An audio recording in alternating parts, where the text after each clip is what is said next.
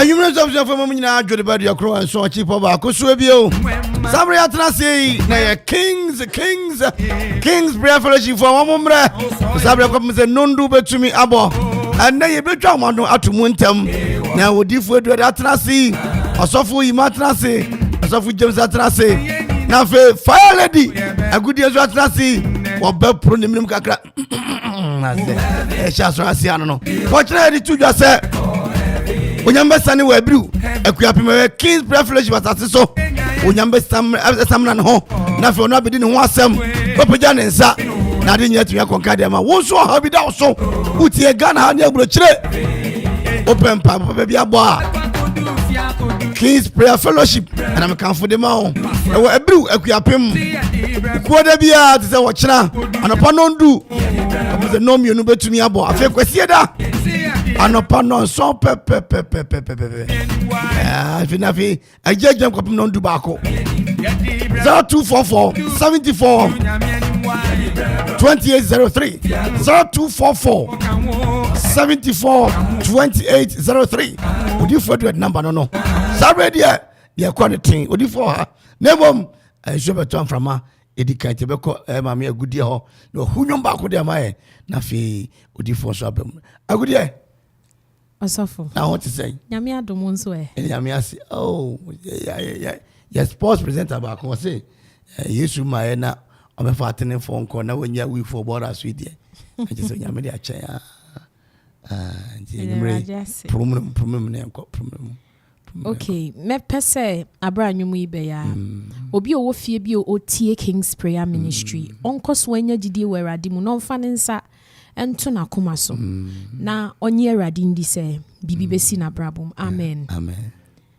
Afei me humi nyina so a mi jidi se chekure muda me hunu mi Yesu apire kro efi ti ne wo afei me humi nyina so a mi jidi se chekure muda me hu mi Yesu apire kro efi ti ne wo soro any fembe chem ako minina sunu be timho soro any fembe chem ako minina sunu be timho orinya umeda orinya woda Yesu doi orinya yemuta adikru na yenim sebebiara yebeko Yesu doi orinya meda Osofo yebetumi akofa asasino free odaneja akosi empona no ho Emujata bebo modin esiwian kwine dio onyame nara odi nkunim beba inkunimo inkunim efierade inkunimu dino inkunim fierade wedi inkunim amana sorry yebehim inkunim di frankano na ya no gudwa ye shiranoi wa ye bia mobi fufronso onunso di na ye bebo makade onyami ye na ya no gudwa ye pejanoi wa maoni bibi nso enye bie onunso di na ye bebo makade onyami ye oye mayenda nyami ye onyami ye yadumu nyami ye onyami ye mami oye mayenda onyami ye nyami ye Yenyamiye, onyamiye maye, oye mayenda, onyamiye, onyamiyo, onyamiye, onyamiye mami. Yeah. Good year, and I was in Osofo James, ya Opare, no for Mama Mo, why are dear Papa. I fed dear Odifo Ankasa, Odifo, Emmanuel. But your Wadaroma, not to Mike and Kakra. Medasi. Now, who are dear? Yamia don't know my Bible. I chance you made yes, yeah. The moody ding. Last week, them and Timia, now we didn't cut Tim Kodanaka. Nina, Pompa, Bono, Johnny. Nina, Ochina nyame adoma anopa aye no ndu sir na je say atrase wo kids prayer fellowship na Abiriw Akuapem good anyumre wadaroma yankwe Osofo James so akwaba yeah na ho ye de adom okay ochina so ochina so ye kwaro no yeah ampaye bedwa wadaroma nyame asem bi na fe yenyina so na hwe ne be ye yo yamompaye yeah otumfo nyankopon yeda wase amen ye shira wodi beberen uyo nyame a wote ase wona wadi nkonemu di amayen wona wahwe yen so wona wabo yen ho ban wona wodi yen kwa acha yen ye ka nyina se era wase ye bompa we Yesu dinemo eja dwumagin na ahya wonsa abade bedi hene na se bia wie nkonemu di mo a ye ka so obrade wona waye abade ye bompa peje atiafu nyina ahya wonsa obi biara ote ye ne so how be dan so amane be dan so a abade yifiri ne so ye wie dwumadi no na wode wo je ne ayaresa ne nhira bere wo ma ne ye ka so awurade ye de ho ato so no wona waye yenem so omode bo beye yenem so otumi beye ewo Jesus Christ jenemo ene ya bo mpaye adominity amen ya de nyame ase bebere ye tie nyame asem na Odifo Edward waha the founder and the leader of King's Prayer Ministry or hanam say ana Osofo yimanso e waha ya yenso ye waha anwumre yehwe nyame kwan se obeye nsenkyerene e wone ma abrabom amen yehwe nyame kwan se obehye ne ho anunyam e wone ma abrabom ebra nyame asem beyi obi biara otie yen ewurade nhira nyame anunyam ene yesere amasa onipa ko no amen so ohaw bi da obi so a sa amane bi da obi so a sa adwendwere bi da obi so a ebra nyame asem ebeyi no ewurade mfa asem no so na oma ogye oma nhira oma numunyam empie ewo se nipa na abarabom onyame asam ema keke onyame soma na asam a ode nsenkyerene ode ayaresa ode nkonimudi edi asam na achi enti ebra nyame asam ebayi no obi biara otie ye no asam no tomi no emmowura se nipa no se nipa na ya mmere so how the nipa no so a onyame asam tomi no enye adwuma ewo se nipa na abarabom onyame enhira obi biara otie ye awurade nka obi biara ho na yenwie dwumade no onyame ankasa ebehye ne ho anuonyam ewo se nipa na abarabom ewo Yesu dinemo ya bekenka nyame asam Bible say niam nyina betwam akọ ba masam de entwam da onyame asam kura tumi ayaresa onyame asam ekorimde onyame asam fahude onyame asam ente bra nyame asam ebayi no kondo nyina ebe papai na onyame na asam no so edi nhirani anuonyam ebe pie obosane pan abarabom ya bekenka kakra Odifo ya bekenka yenko ya bekenka wo 2 Samuel chapter 9 verse 1 that was a good year bekan amaye Odifo Samuel homa dia tosumienu no ti nkron nchichemu baako ekono ose etifi asem ye a David ye Mephiboset yiye a David eye Mephiboset anwumere se obi tie ye na dwumadin ko na wiye no onyame nhira onyame yiyedie ebe pie wo sanipa abrabom amen because onyame asem kura tumi na sansan nyame ye bribi no odam na asam so na beye enti abra nyame asem ebayi no so obi wo ohaw bi obi wa mane bi a ode onya gidi se ye bewie no onyame be hye ne ho anemanyam amen to asobaye na David bisa se obi da so wo ho a waka Saulo fie na Jonathan nti menye no adoye papa na osina David bisa se so obi da so a waka wo sori fie osi Jonathan nti menye na adoye samoro no na David abidi ade entina okakai wakai obi a waye na adoye da na ono so aye na adoye David ne wura mfie ne ho ebra obi di ade no ne wura mfie ne ho na okae niema bi tena opese oye obi adoye anwumere onyame enam adom so enam nhyira so be ye obi adoye onyame anu onyam ebe pie wo bi abrabom amen se waye brebia mo bi na nipa ne wura fiwa ye hyese dwumadi ye chi no ebade manipa emra amen na ombe ye wadoye ewo Yesu dine mo amen na onyame anu onyam ebe ye kese ne yenya ne so obeji adi because the papa of the house ha Odifo edu eda awiamore nyame na mo so ye nsankyerede ofanso na opagya na obo mpa iguso a na ode mawa yare bie da wo so no na yare ne kɔ ɔha bie da wo so no na afire wo so kɔ papa wo dem ha ana Osofo ima so ha enti ye nyina honhom aka bom a ye de nyame asambero na ye hwɛ nyame kwan sɛ dwumadi ye chi no onyame no nya be kɛse amen to aso na Saulo fie sumfuo bi wo hɔ a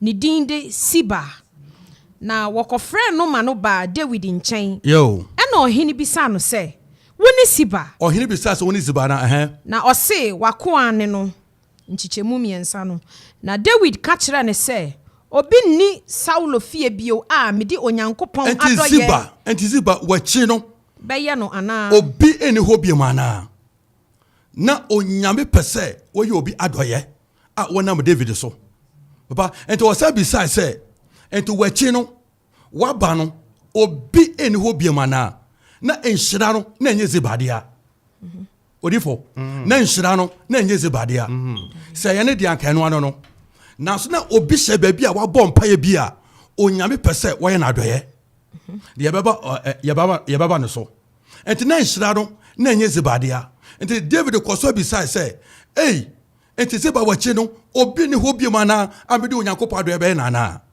to asoma me bepɛsɛ yɛ hu point Jonathan babarima bi da so wɔ hɔ a ɔyɛ apakye wɔsena Jonathan babarima bi wɔ hɔ no ma wɔyɛ apakye Osofo obisa wo nipa se anaasɛ obisa ne yareɛ ɛnkyɛ ne nipa se nipa obisa wo nipa se anaasɛ obisa ne yareɛ obebu ne de sɛ bia Mephiboset no wɔde ne yareɛ aka ne ho ɔsɛɛ no ebetumi aba sɛ anwumere yi ɛnam nhyira bi ɛnam anonya bi nti no obi asɛe wa ɛwɔ Yesu din mu ade a yɛwode ade a yɛwode ya obi bia no ho a obetumi aka wahyɛ sɛ emere ne so a na aso sɛ emere no wie dua na awie du anwumere yɛ hyɛ obi nkuran yɛ ka kyerɛ obi sɛ obi asɛe wo da ana obi aka ho asɛm da sɛ obi asɛe wo da ɛwɔ Yesu din mu engyina amen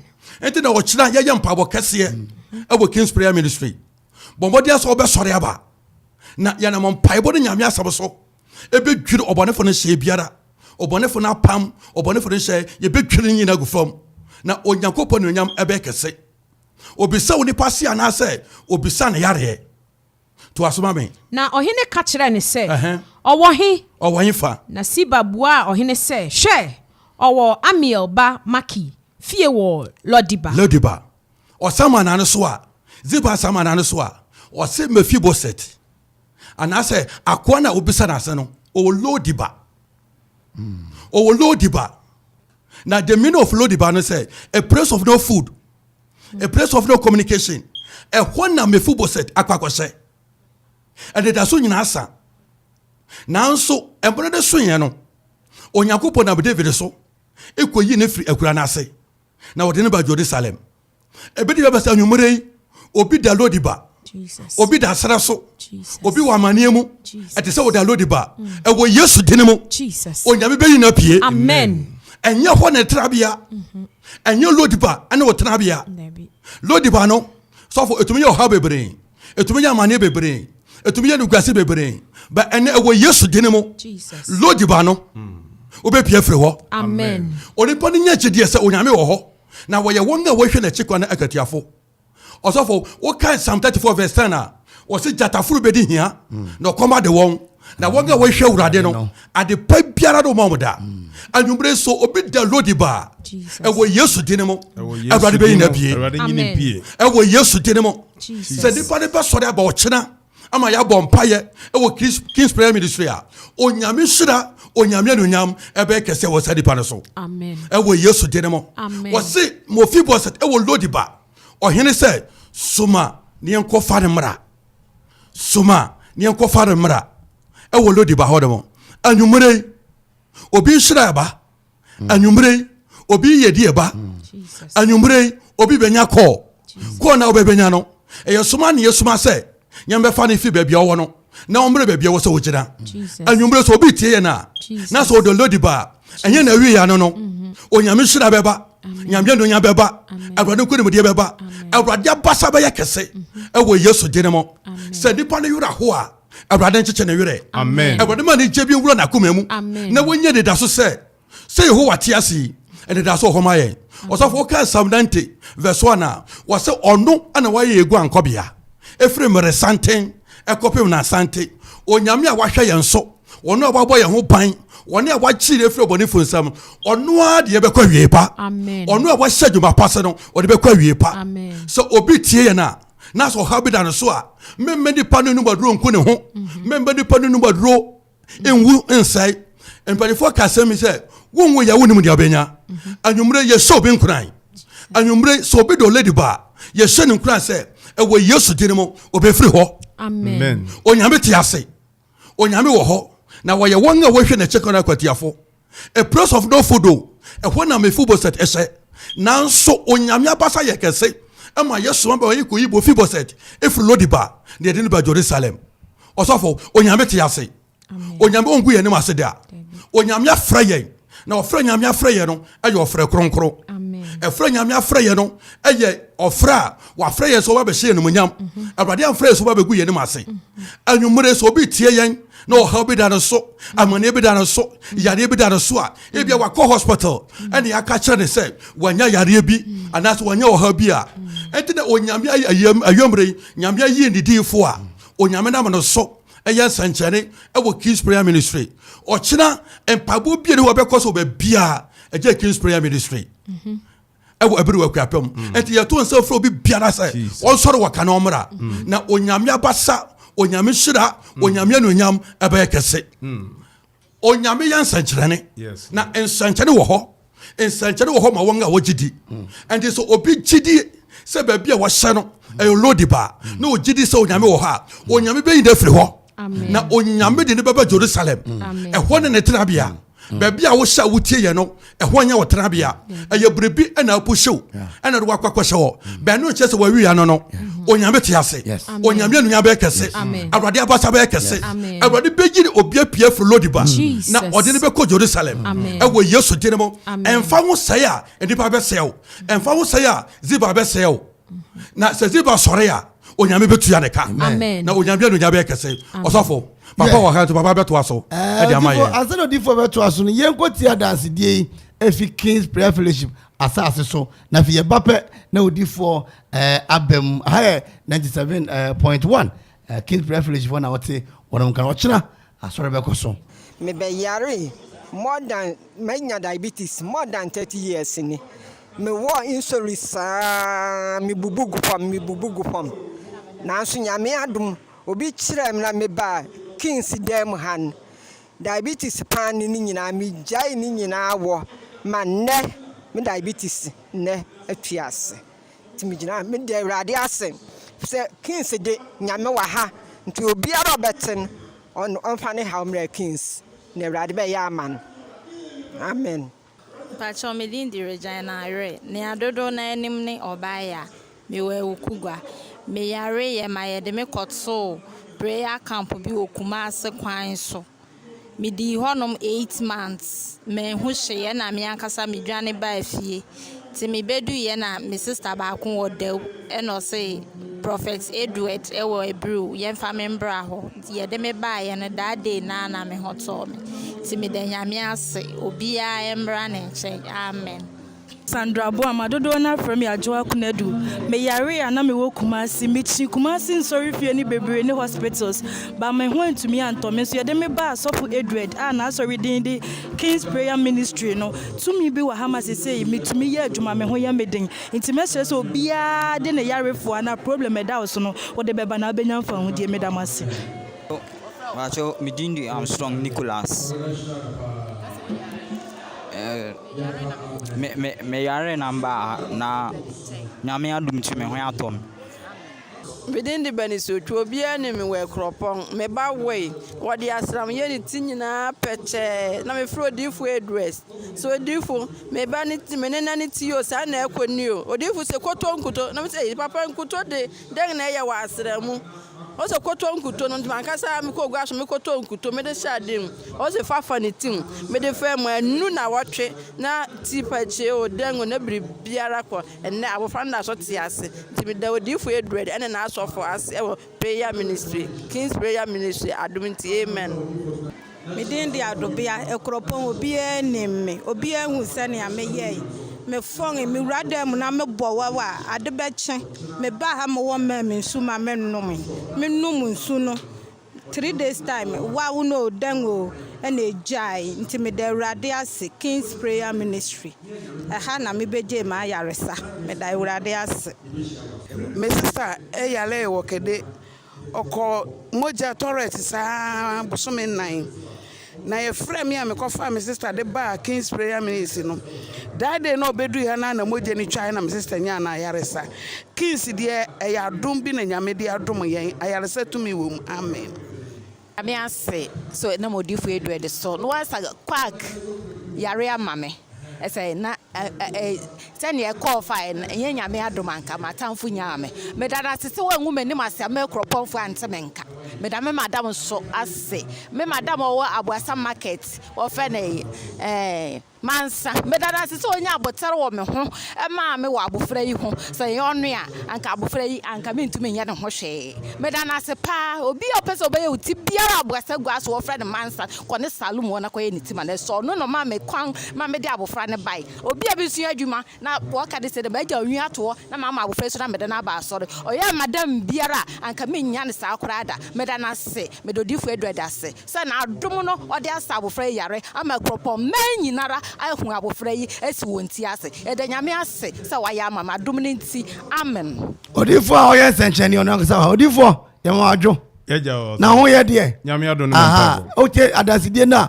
amanfo adi no a ede na kafa ho ye de nyame ase Osofo kwa me se de watene sa pepepe na tie omo mudi adanse nyina ye nkrofo nyame ado mo nyina wo bepo isu heya ana ebi nso fi Kumasi a mo benya mayaresa no mda so mpa bo bia ho no mo nene se obi ka se oyare diabetes na o hwehwe no a oba obehu no ampa enye adanse bi aka se nipa na be di adanse so hwehwe ndakyi kwa no we dey life kroji efini kan biara eni ho adom a nyame di adom na koa na safo ko bible say yamfa mfi soro amma wa wontimi nye nje de nyame di adom ye de ye na adwuma no Osofo ubisa ya na de etie no kroji eje ochira asore be koso ochira asore koso de okay nyame ya adom asore koso de wo bibi arbe kan wo hu Osofo meka bibi papa good say na Osofo James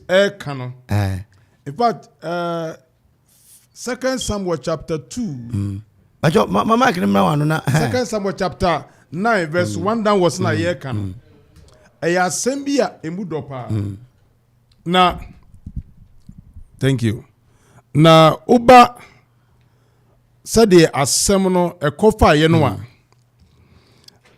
na de mi bisa wo mu ni se odofo a utie mi no wonso wadamfo ene hina wonso wadamfo ene hina who is your friend yeah.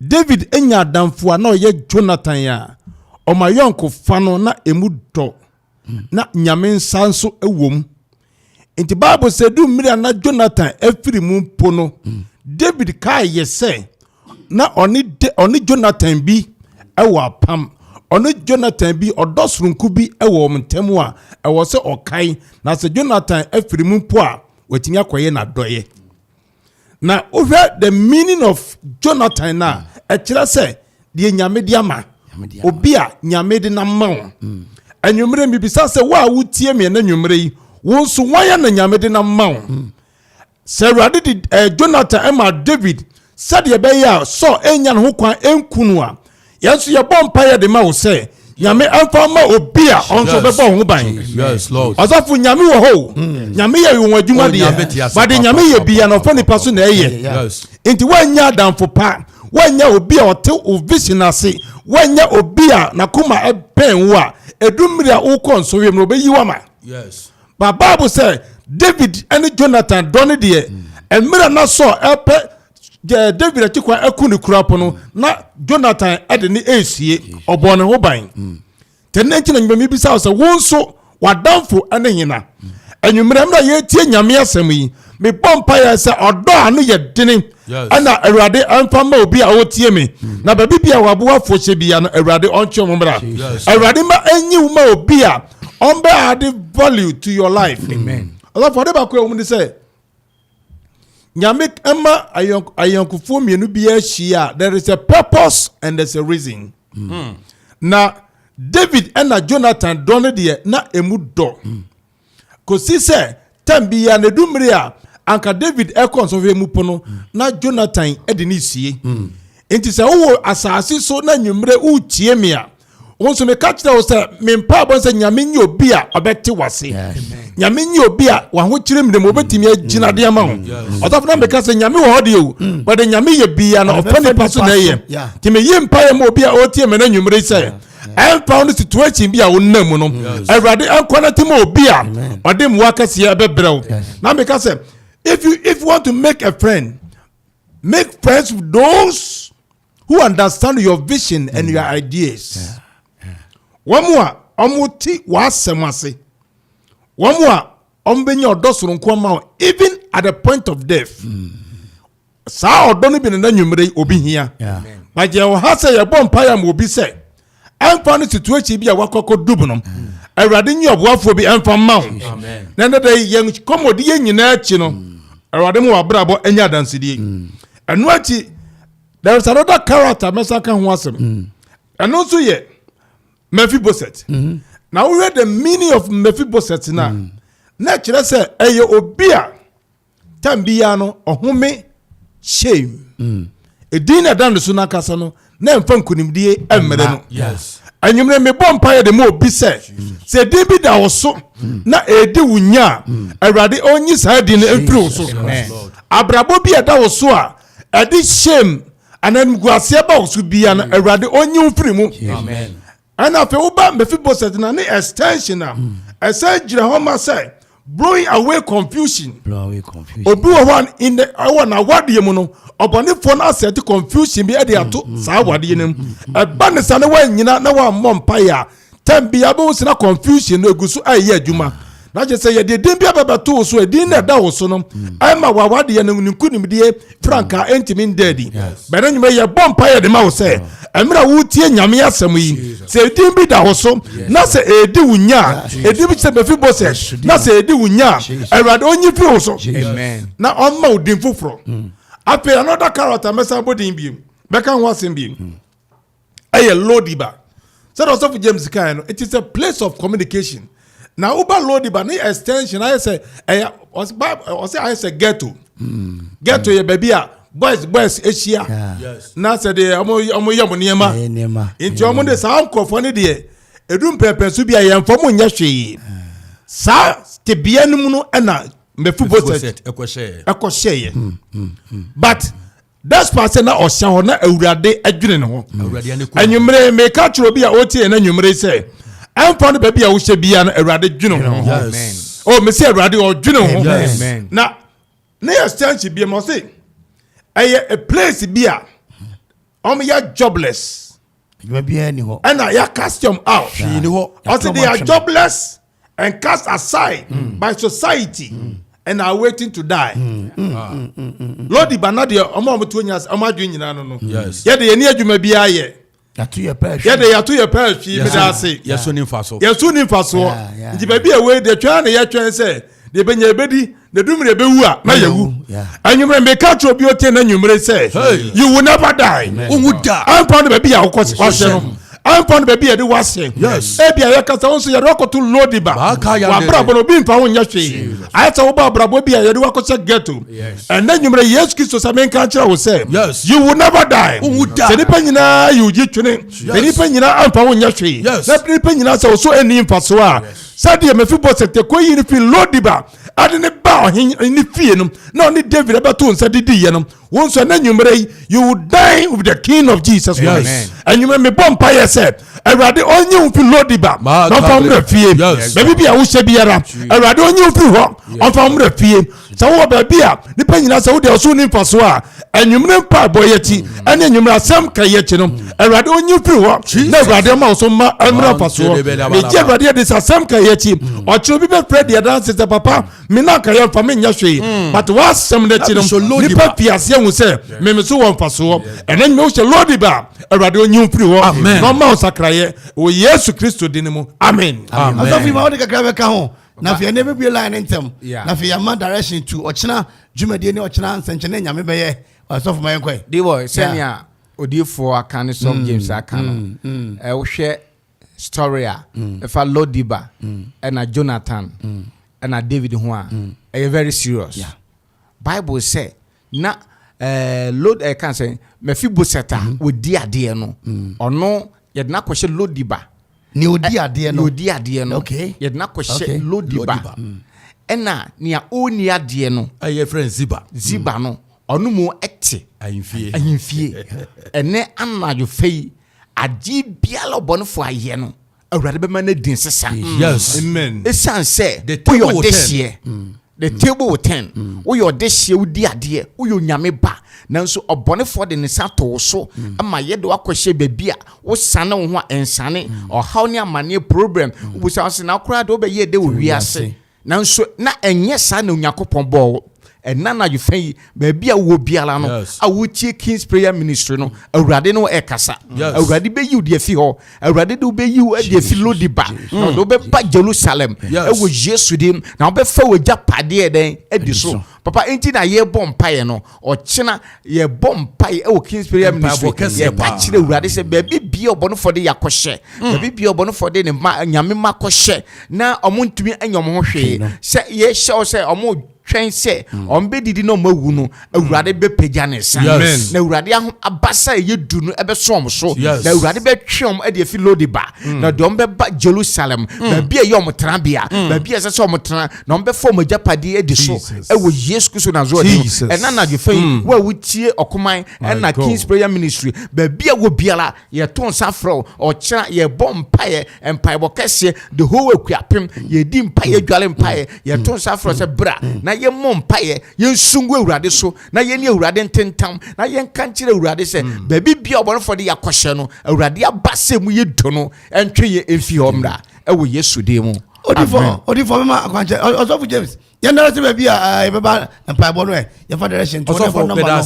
e fa church ochina ampire ebedwa e wo King's Prayer Ministry the papa of the house Odifo ankasa betra pon kofita so Jesus na ochina ne ebesi wo King's Prayer Ministry no enya sempa onyame tumi nyame ahode ebesane o de ofaka usu wo Kevin mu a beso obia so ko King's Prayer Ministry abofra kura de obeba na obanso a uri no hoda onyame ede ne sabe kam na onyame shira nyame no nyam ebepie because our grounds hold mo no Osofo anya sabe keto awo onyame tumi wo ho onyame sa wo ho onyankopon ko sra wo ho obi biara o kira o to the next King's Prayer Ministry no onyankopon enam Odifo so enam Osofo so ebe yen senkyere ne e woni pa na abara bom na obi free e ho no bedu fie no obi di adanse onyankopon de anum nya baby biara edipa ne se se na osofo mpanyefo aka no se na odifo aka se na osofo yima aka no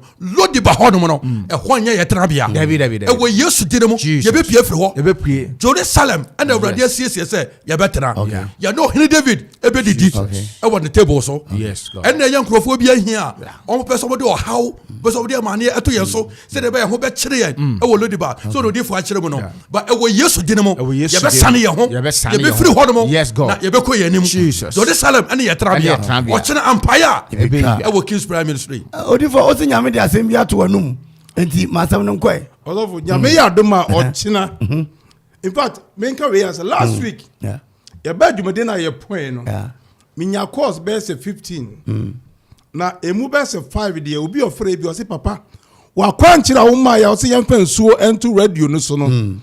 Nsuo kwankyire na obi wa oso na oyare fibroid oso onum nsuo na akire no fibroid wantinka biem obi so oso na oso wayare asthma for 12 years ono so oso onum nsuo na asthma na wantinka biem tina dad say nyame na makwankire so aye adwuma pa tenyumere ya sa kwankire na eguso aye adwuma ba bibia wutie me bia penso sachet water ba ko pe pato radio no so na me no embo mpaye na obehu nyame abasa kese na Osofo answer na ye be call phone calls no so no na ya share the meaning of ziba ziba na chese obi oye army obi a oye fighter obi nso a owa hoodeni nti sa ukosi obi owa hoodeni chen wotimi na hoodeni na sisiu anwumre me bom mpaye ma obi say sa wonso wo abusua mu no bi na hoodeni esisiu the spirit of ziba na so obi eso abusua no no de ni nyansa no fo say ono de oyokofo ono de onum kasa ono de nanu ate na ode de onum ye no esisiu a ehya so a ena nwumre awurade nkaso ne yakona no ntum Jesus sade awurade kasa ye ama ajapade na ziba enim say Jonathan dia enim say befi poset dia na so still na watena so no enwumre me bom paye ede mo obi say sa wo so obi atena wajapade so a enwumre awurade nyine firi ho na awurade ma osanto awo Yesu Kristo de no amen Odifo bom paye wo mo asa nsuo ni nyina no me da wase awurade ena enwumre obi bia wo ma nsuo yi so awurade ma ne nyawutumi awurade ma ya kasa yi wa asema ye oja no empa radio yi so emowro nsuo ni mu awurade mo so ayarsa mra na mo so mo jemra na mo so mafanhudie mra awurade jomai mo wadanse die foforo me da wase Yesu Kristo de ni mu ma bompa yi amen King's privilege for na otiom Kenya me yadom a ochina ye hia ewo Abiriw Akuapem sharp calf ni mu a ana ochina mpa bo no bekoso Odifo number ni 0244 0244 74 2803 Odifo number ni 0244 74 2803 Odifo the number eno no kwesi dan so ya sorry anopa no so pepepe kopuno ndu bako na kwesi dan so no na ejinam wacha so ye nondu 10 o'clock up to 2 ochina 10 to 2 no Odifo me better radio show me hu say cardinal points no ewe Akuapem na ya adwuma Asia South Akuapem aya Akuapem no South ha no no what you say ya won sa omo ana no from say ya South ha Kabu Mampon kwanta Adenya kwamoso wo mu nyina fa ka no a wo mesi Abiriw no misa say King's privilege boy obi abeto mo ana fe ye de ko ya se ho no ma eye adukrom aprade eye dawu okugwa ani Abiriw na nkasa nso eye Abiriw ha ya ana fe be passe asrema Adenya hodo kono so e so ye Abiriw ha ya ana fe soro ha late manfe amono krom eye Abiriw ana fe ase ha no no o ti ase downtown ase ha no akoso mbone so menya no ne ya ma me no ho no friend say mama part no mo mu nyina so ase ho no mo ho ni nyina no o kira no eye Abiriw Akuapem Abiriw Akuapem anopa nondu pepe 0244 74 2803 sabre obi ayare bi da so wo kira oba bobosia so nipa no ku taxi mu fa ne bra nyaminti no Odifo nyankopon be senchen ne ho beto no sabre ye buela natum obi ohia mpaibo ohia kwankere frɛ me say ohia mpaibo ya kwankere frɛ 0551 66 77 55 0551 667755. I know your studio line 0551 667755. My first is here. No Odifo. Abon pa mo is here. Obi aba homa so yan call in China yan hwe ne unyame ba yede ama no. Hello. Okay. Also tompe pepe Odifo. Tompe na obon pa e de ama no. Ba ku mienu miensa. Adjei be ni. But your friend Ata Harry is your crop. Ata what am I saying? Osofo bompai man no shirame. So brand paibo. Oh kids what? Good got Harry Osofo bompai mo. Hello. Hello. Adjei be ni. Good evening. Patricia Franco. Kakasi Abiriw. Nyamisira Odifo na Osofo oni edumapa omo. Amen. Ochamodi Anabra, why? Good. 0551 667755. Mono Odifo be bon pa mamo. Na fe den line no dia tudwa e dia ma. Baby obi obetwa for Odifo. Sesi o studio ha. Odifo studio ha. Hello. Good evening. Adjei be ni. Gajo, me dey rama me fresh Abiriw. Odifo tie o, why? Mami ni awon de nka ne koma enti nka se Odifo bompa. O mami e friend saying? Friend fianza. Afia. Odifo de ba na me pa. Okay, ochra ono mami ni amomra kids why? Adjei o ma. Obompa mama what? Adjei. Good. Yamisha. 0551 667755. Oba and Odifo bompa manipa our friend nyina. Odifo number no and that to draw the amount no. 0244 74 2803 the number no office studio kwa with me a friend no. Hello. Adjei be ni.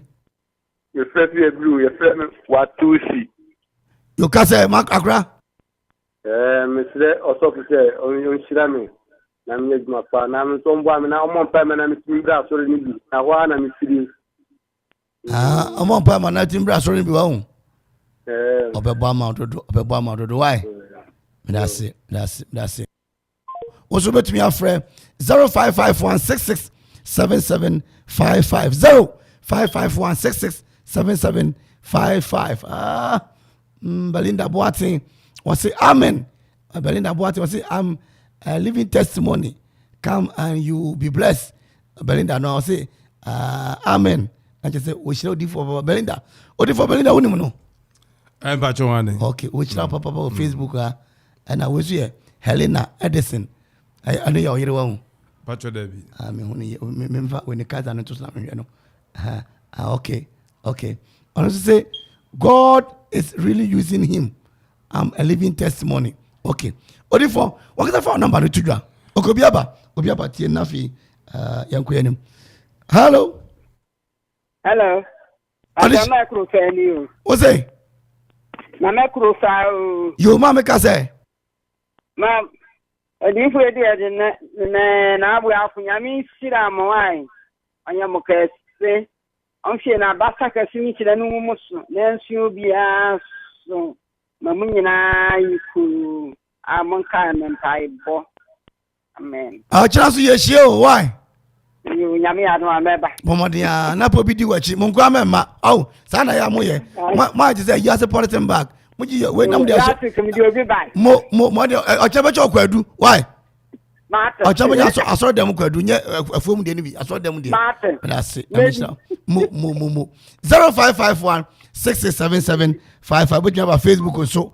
Na be Odifo 0244 74 2803 Odifo number and I feel 0201 94 33 17 Ufresa number is Odifo betio papa Odifo bompa ma won mo obi mighty bompa e fa ma won not of him uyu ama direction no na ye kwa no me bompa ye da wase bijai wa this year yes adofo a ɛne de wafrɛ nyinaa hyɛ wo nsa. Calvary and the lebelebe. Deda wakoma so Awurade yɛ ma wɔm. Amen. Sɛ yadeɛ bi ne obi di esi Awurade gyine firi mu. Amen. Awurade ma ɔma ahoɔdene. Amen. Na ɔkyena yi nyinaa ka bom ɛde yɛde naase ama Awurade yɛbɛsom wo.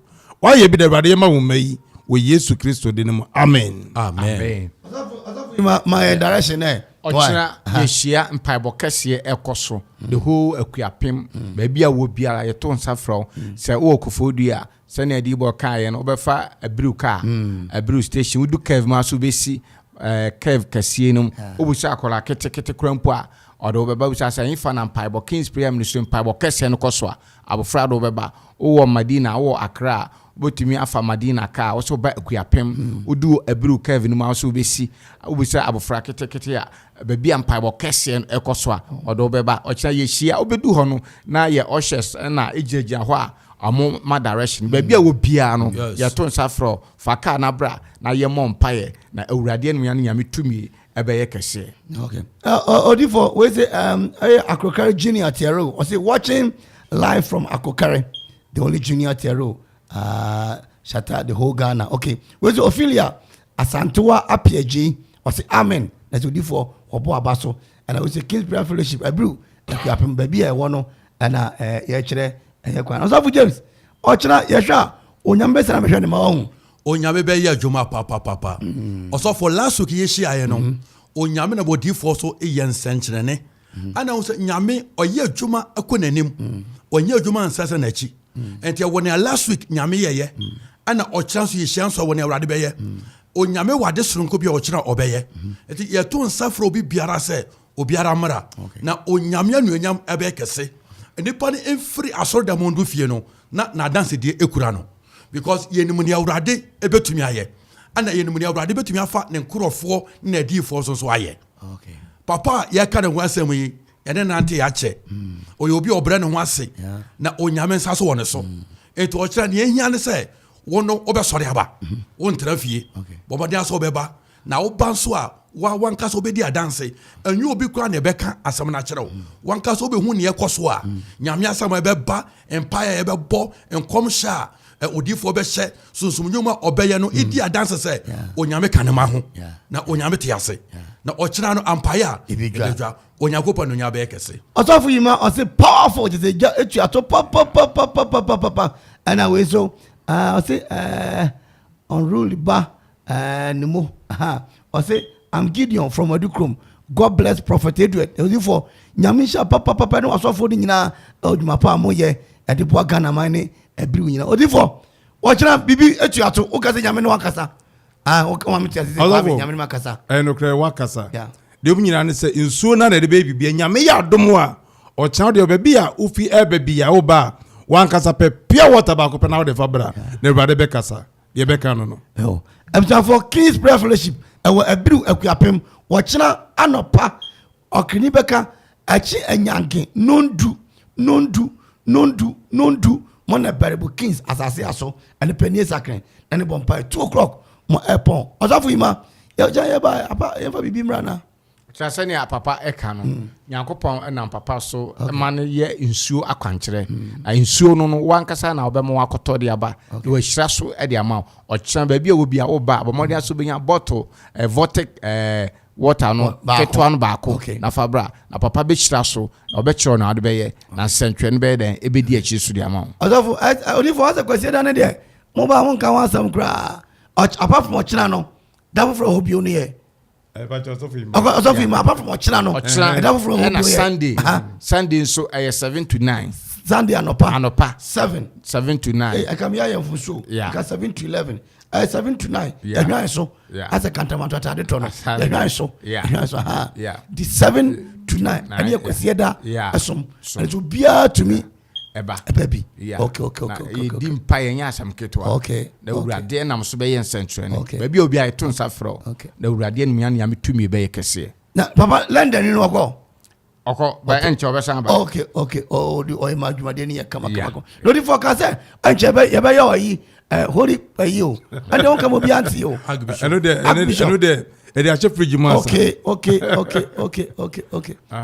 and it 0244 74 28 03 0244 742803 Odifo number kasa no ana 0201 94 33 17 obi bisa say na Osofo imade oni number na me betu just see ya e dey amamu man for the about Joseph Adjei and Adjei Labio and Adjei Joseph Adjei. He is very powerful man of God and very humble. Yes, you for honcho.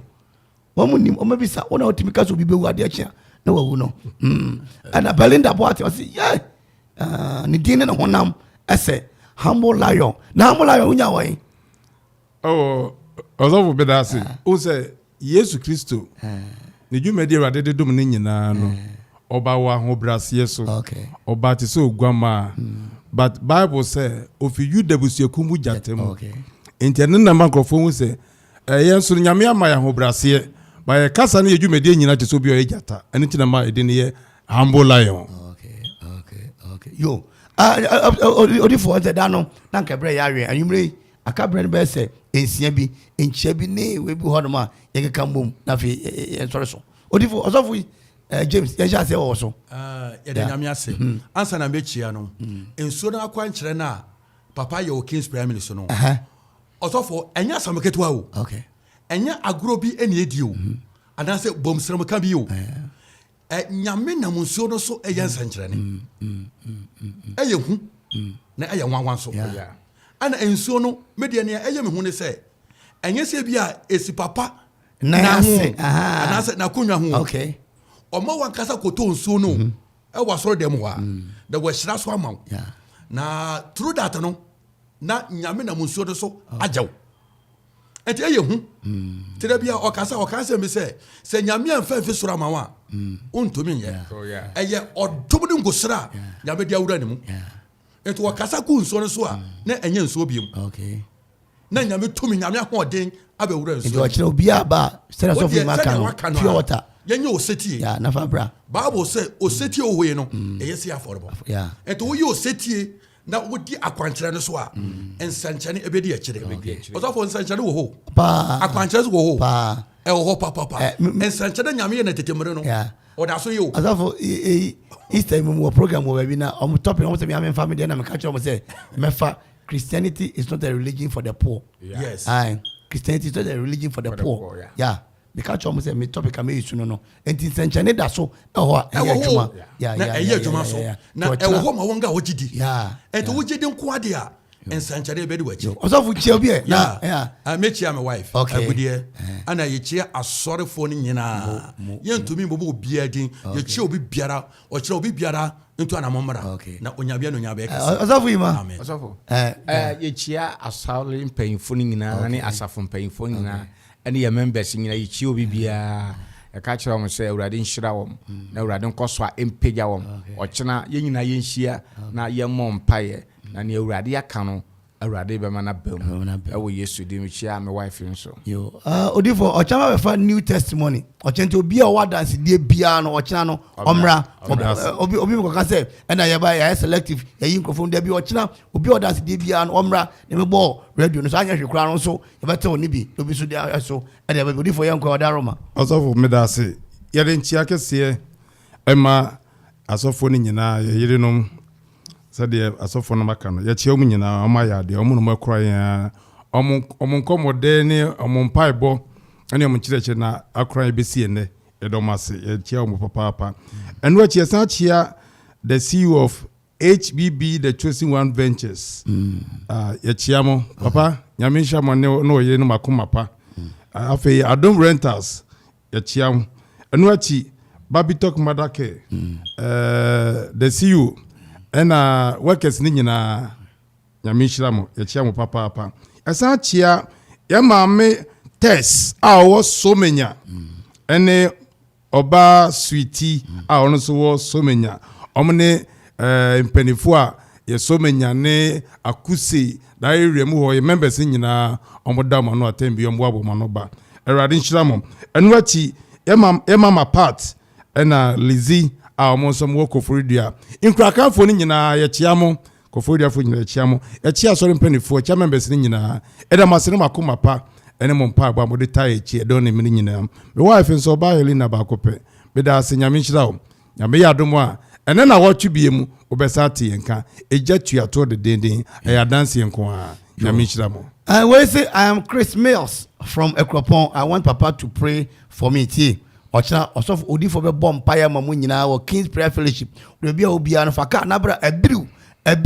Dan obi from so okopie wo aburi manka aburi me say Abiriw and a King's Prayer Fellowship 0244 74 2803 na 0201 94 33 17 Odifo number ankasa na mabobo e de amount sabre de ebre no nyina ayebe eti yesore so na wacha no pa no ndu pepepepepepe ye shem our Kings Prayer Fellowship kai say na wo say nenso be sign e di ehia bi e wo Command Radio e de okro enso achipo baako esumidin e de kwame wo hene e da akon nyame adoma anopa sati enka bi nyame hia mu nyina ye di empapa mu nyame hwe eso no de pa enchi nyina baba zigi nyame hira wo sa so na obere so nyame enhira papa bye bye.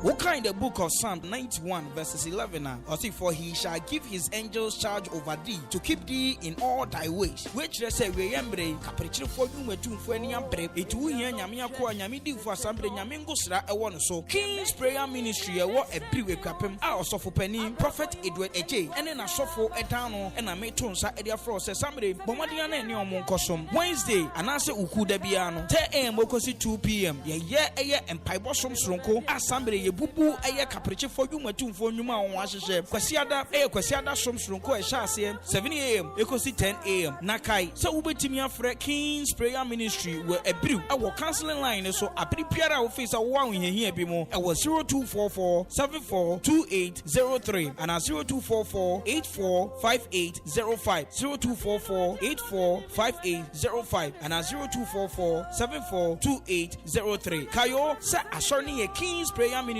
a Prophet Adjei Edano and then Osofo Etonsa Edifo say we yambre die esesa woma empaibo eye wakode shia Prophet Adjei aka the humble lion and then Osofo nyame akoyi enam empaibo so ebeboa ametumi agye wo afim. King's Prayer Ministry expect to experience series of victory kayo. So Uka King's Prayer Ministry I say expect nothing but experience series of victories in Kunimudia Botrino ayawo de dada.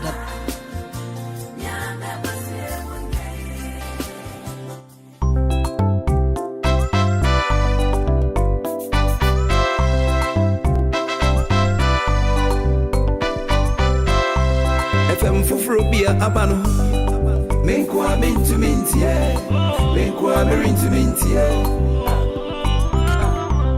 FM fufuro bia abano Menkwa mintu mintie Menkwa merintu mintie